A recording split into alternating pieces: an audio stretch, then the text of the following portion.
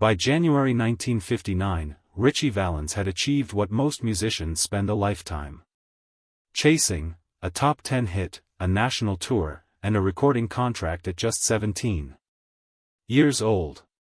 3 days later, he was dead. But the more significant revelation isn't how he died. It's what he was hiding while he was alive, a carefully managed double identity that the music industry built around him, and that the people closest to him were pressured to maintain. This is the story of Richard Stephen Valenzuela, and the life that was never allowed to be fully his own. Born on May 13, 1941, in Pacoima, California, Richard Stephen Valenzuela came into the world as the child of Joseph Stephen Valenzuela, a man of Mexican and Yaqui indigenous descent, and Concepcion Reyes, also of Mexican heritage.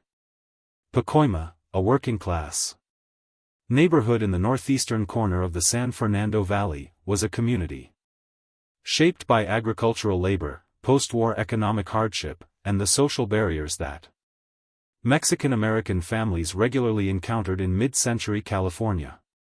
Richard's parents separated when he was young, and economic instability was a constant presence in the household. But music was a constant, too. He taught himself guitar on a homemade instrument his father constructed from a cigar box and wire, and by the time he was in middle school, he was performing at local parties, school dances, and family gatherings. Those who knew him during this period describe a teenager of unusual natural ability, someone who absorbed musical forms quickly and performed with a confidence that seemed to belong to a much older artist. By 1958, he had attracted the attention of Bob Keane, the founder of Delphi Records, a small Los Angeles-based independent label. Keane recognized commercial potential immediately. What followed was a contract signing that locked Richard into an arrangement he was not equipped to fully evaluate. He was 17. He had no attorney. He had no family member with music industry experience advising him. One of the first decisions made after the signing was to change his name. Richard Stephen Valenzuela became Ritchie Valens, a truncation designed to ease pronunciation and, more pointedly, to obscure his ethnic background from a mainstream market that the label believed would be more receptive to an ambiguous, non-Latino-sounding name. It was a commercial calculation made by adults with power over a teenager who had none. The name change was presented as a practical step. But it was also the first in a series of managed decisions that would shape, and constrain, everything that followed. Because the identity that Richard Valenzuela brought to that studio was not the one the industry intended to sell. By the summer of 1958, Ritchie Valens was a name that was starting to mean something. Come On, Let's Go, released in September of that year, sold over 750,000 copies and established him as a credible commercial artist. The promotional machinery of Delphi Records moved quickly. Publicity photographs emphasized his youth and appeal. Press releases focused on his charm and his guitar playing. His Mexican-American background appeared in almost none of the mainstream coverage of his early success. The music industry of the late 1950s operated within a clearly defined racial hierarchy. Rock and roll had drawn heavily from black musical traditions while being marketed primarily to white consumers. Latino artists occupied an even more marginal position in the commercial landscape. Keane and Delphi made a calculated decision to position Valens as racially indistinct, appealing without specificity. It was a strategy that worked commercially, and one that erased the cultural context from which his music actually came. At the same time, Ritchie was navigating a personal relationship that revealed the racial dynamics of his environment in stark terms. He had developed a serious romantic Relationship with Donna Ludwig, a white classmate at San Fernando High School. Her father, Frank Ludwig, opposed the relationship explicitly because of Ritchie's Latino background. The song Ritchie wrote about her, Donna, would reach number 2 on the Billboard Hot 100 in early 1959. The racial context behind the song was never discussed in its promotion.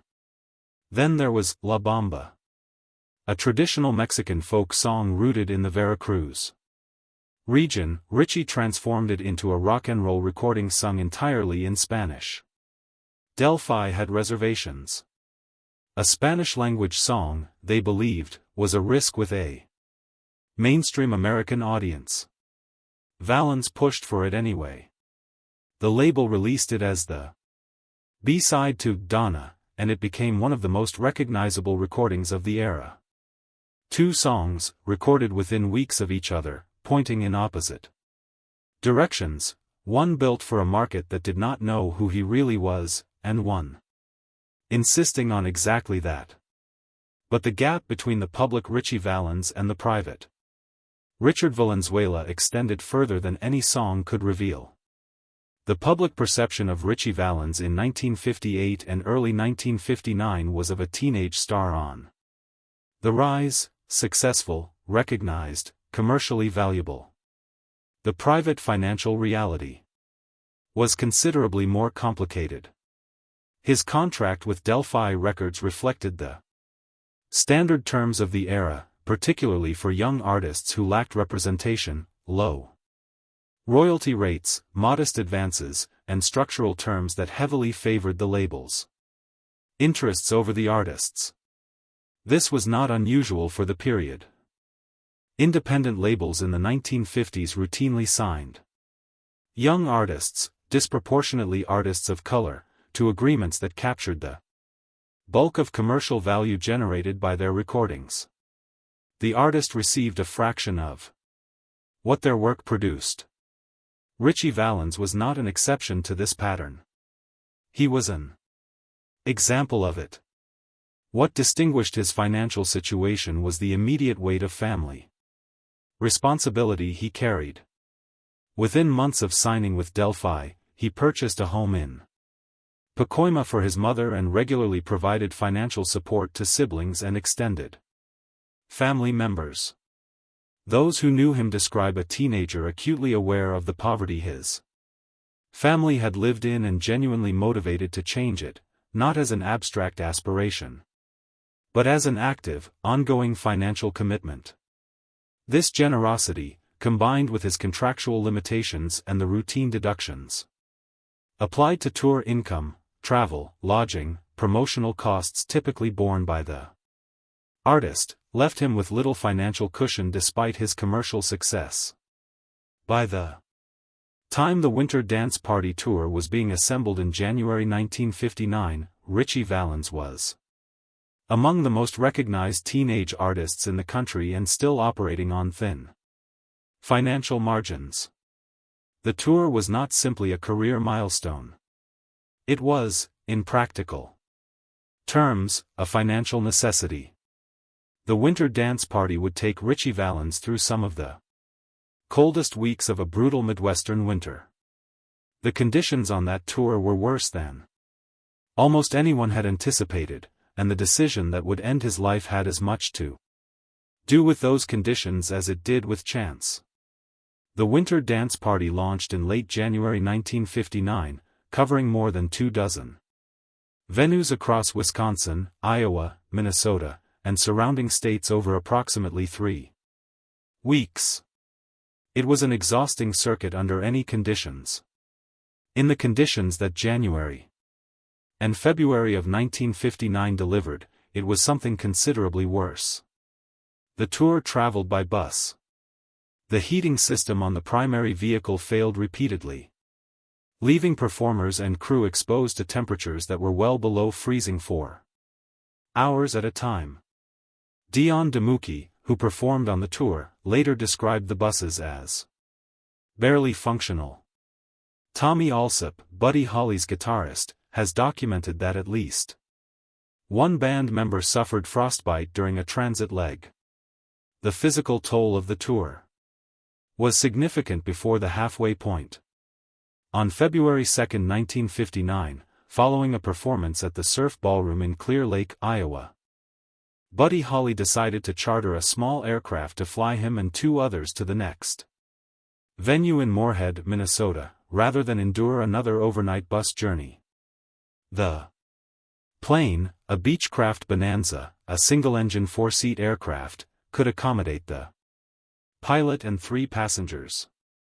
Holly, his guitarist Waylon Jennings, and his bassist Tommy Alsop were the initial 3.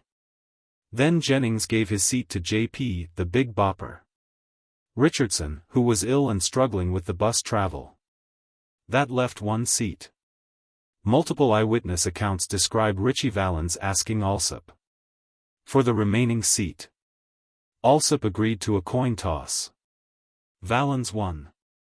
He boarded the plane. The aircraft took off from Mason City Municipal Airport at approximately 12:55 a.m. on February 3, 1959. It crashed approximately 5 miles north of the runway shortly after takeoff. All 4 people on board, Buddy Holly, Ritchie Valens, J.P. Richardson, and audiences while he received a fraction of the commercial return. Chuck Berry's image was carefully managed to limit the perception of racial threat his mainstream success might otherwise generate. The pattern was industry-wide, and its application to Valens was not incidental. It was deliberate. What made Valens' case distinct was the combination of his age, the brevity of his career, and the specificity of the suppression. He was a minor signing a contract he could not fully comprehend, managed by adults who shaped his public persona according to commercial priorities rather than personal truth. The anglicization of his name, the positioning of his promotional materials, the initial resistance to La Bamba, these were not passive oversights. They were active decisions made about a 17-year-old by people with the power to make them. Music historians who have examined this period note that the decision to push La Bamba into release, even as a B-side, even over label hesitation, represents a meaningful act of creative and cultural resistance within a system designed to minimize exactly that kind of assertion. Valens did not have the power to redesign his contract or rewrite his promotional narrative. He did have the power to record a song in Spanish and insist on its release. He used it. The industry that shaped and constrained Valens eventually lost control of his legacy. The community that had claimed him all along, the Mexican-American community of the San Fernando Valley, had been keeping that legacy alive for decades before mainstream culture caught up. In Pacoima, the neighborhood where Richard Valenzuela grew up, the memory of him did not require a biographical film or a posthumous induction to remain alive. Schools, community centers, murals, and annual events maintained a continuous relationship with his story. One that centered his identity as a Mexican-American artist from a specific place and a specific community, rather than positioning him as a supporting figure in someone else's narrative. The San Fernando Valley's Mexican-American community had long understood Valens as a cultural figure whose significance extended beyond his commercial recordings. During the Chicano civil rights movement of the late 1960s and 1970s, a period of intense, organized reclamation of Mexican-American cultural and political identity, he was invoked as evidence of what the dominant culture had taken and distorted. His story was one data point in a much larger argument about erasure, exploitation, and the right of a community to tell its own history. In subsequent decades, music scholars began situating Valens more precisely within the context of post-war Mexican-American California, the Pachuco subculture, the specific musical geography of the San Fernando Valley, and the early emergence of what would later be identified as Chicano rock. His influence on artists such as Los Lobos, who performed the La Bamba soundtrack in 1987, and on a subsequent generation of Latino musicians who explicitly named him as a reference point, established a creative lineage that standard rock histories had consistently overlooked. In 2001, the Rock and Roll Hall of Fame inducted Ritchie Valens. The induction documentation acknowledged, in measured institutional language, that his significance extended beyond his chart performance to what he represented for Mexican-American cultural identity in the United States. The induction came 42 years after his death. 42 years. The gap between his death and his induction is not simply a biographical detail about timing. It is a precise measure of how long it takes institutions to formally recognize what communities have always known, and a reminder of how much is lost in the interval. The phrase, double life, applied to Ritchie Valens, is not a dramatic flourish. It is an accurate structural description of the reality he inhabited for the entirety of his public career. There was the Ritchie Valens that the industry constructed and distributed, a teenage rock and roll star with an accessible name, a photogenic presence, and a carefully managed image that did not foreground his ethnicity, his economic background, or the cultural specificity of his origins. That version of him sold records, filled venues, and generated revenue for everyone in his commercial chain. And there was Richard Steven Valenzuela, a Mexican-American teenager from a poor family in Pacoima, California, who had taught himself guitar on a homemade instrument, who was in love with a girl whose father rejected him because of his Latino heritage, who was financially responsible for the household that raised him, who recorded a song in Spanish over the objections of his label, and who died 8 months into his career at 17 years old, having experienced almost nothing of the commercial returns that his talent produced. These were not two personalities in conflict with each other. They were the same person, operating simultaneously within a system that demanded the suppression of one in order to commercially deploy the other. The duality was not of his making. It was imposed on him. What his story reveals is not simply a personal tragedy compressed into 8 months of a recording career. It is a case study in the economics of identity in the American music industry, in who is permitted to be fully visible, and who is permitted to profit from their own visibility. The fact that La Bamba outlasted everything else, that a song in Spanish recorded by a 17-year-old over label resistance became his most enduring and internationally recognized work, is not incidental. It is the clearest evidence available that Richard Valenzuela knew exactly what he was doing, and exactly what he was asserting, when he insisted on recording it. Now that the full contours of his story are emerging, the name that was changed, the identity that was managed, the culture that was suppressed and then reclaimed, one question is worth sitting with: how many other stories like his are still waiting to be told?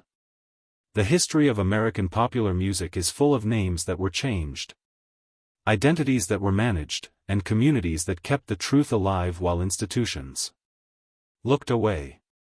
Ritchie Valens, Richard Valenzuela, is one of the most documented examples.